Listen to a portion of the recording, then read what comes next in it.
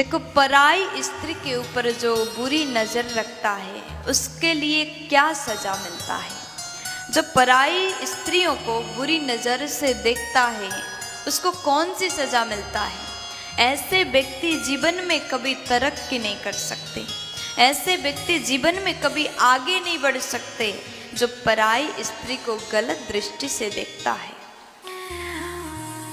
एक गृहस्थी के लिए उसका धर्म क्या है। आप गृहस्थी हैं तो आपके लिए, विशेष करके ये बात बाबा लोगों के लिए है, आप गृहस्थ आश्रम में हैं तो आपके लिए आपका परिवार ही सब कुछ होना चाहिए, आपकी पत्नी ही सब कुछ होना चाहिए। आज के कई लोग ऐसे मुझे सुनने में आता है, अपने पत्नी के रहते ही उसके साथ में दूसरा चक्कर चल रहा है और पत्नी दुखी रहती है, घर में कभी प्रसन्न होकर के नहीं रहती। और मुझे कई माताओं ने ऐसा भी कहा कि हमारे पति का किसी और के साथ में बातचीत करते हैं, मुझे अच्छा नहीं लगता।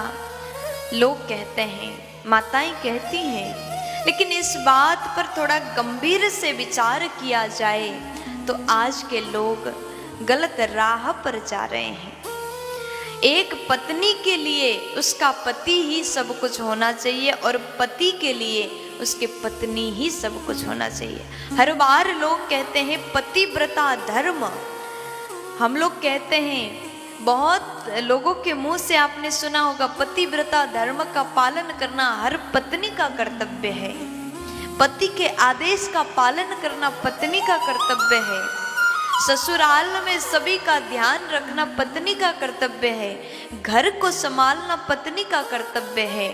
तो पति के लिए क्या कर्तव्य है। पति को भी चाहिए अपनी पत्नी के अलावा किसी पराई स्त्री को आंख उठा करके ना देखें, पत्नी के खुशी का ध्यान रखें। अपने परिवार ही सब कुछ पति के लिए भी होना चाहिए, क्योंकि ताली दो हाथ से बजती है, एक हाथ से नहीं। अगर पत्नी पतिव्रता धर्म का पालन करती है तो आपको भी चाहिए पत्नी के हर दुख सुख का आप ध्यान रखें। शास्त्र में ऐसे पुरुष को सजा बताया गया है।